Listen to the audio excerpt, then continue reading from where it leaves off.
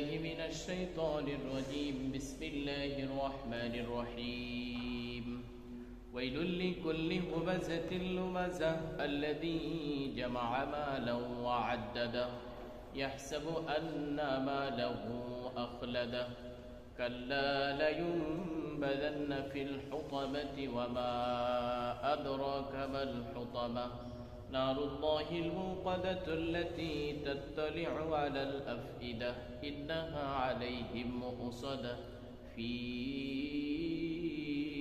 عمد ممددة درود إبراهيم পড়ি اللهم صل على محمد وعلى آل محمد كما صليت على إبراهيم وعلى آل إبراهيم إنك حميد مجيد اللهم بارك على محمد وعلى آل محمد كما باركت على إبراهيم وعلى آل إبراهيم إنك حميد مجيد মহান রব্বুল ইজ্জতের দরবারে শুকরিয়া আদায় করছি যে এই মহান গুণী আমাদের সকলকে ঈশার নামাজের পরে মহাগ্রন্থ আল কোরআনের কথা শোনার এবং বলার তৌফিক দিয়েছেন। এজন্য সেই মহান মনিবের দরবারে শুকরিয়া তার সকলে বলছে আলহামদুলিল্লাহ।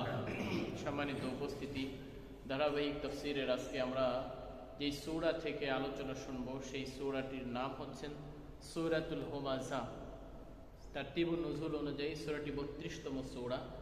এই সূরার আগে সূরাতুল কিয়ামা এবং পরে সূরাতুল মুরসালাত অবতীর্ণ হয়েছিল।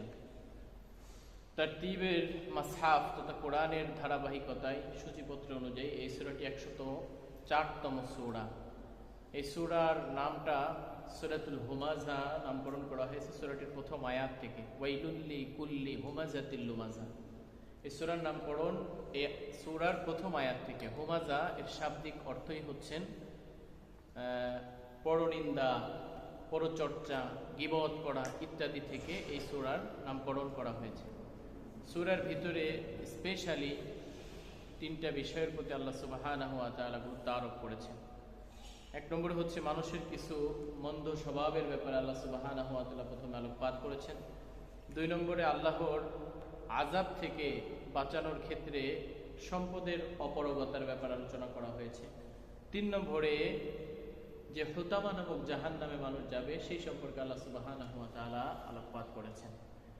সেন্ট্রাল তথা এই সূরার কেন্দ্রীয় আলোচ্য বিষয় হচ্ছেন আল্লাহ রাব্বুল আলামিন যেটা তুলে ধরেছেন, আলোকপাত করেছেন, দোষচর্চা করা ও লোভের পরিণতি সম্পর্কে আল্লাহ রাব্বুল আলামিন এই সূরার জুড়ে মূল যে আলোচ্য কেন্দ্রীয় আলোচনা বিষয় সেটা তুলে ধরেছেন। সূরাটিতে মোট ৯টি আয়াত রয়েছে, মক্কায় অবতীর্ণ। আর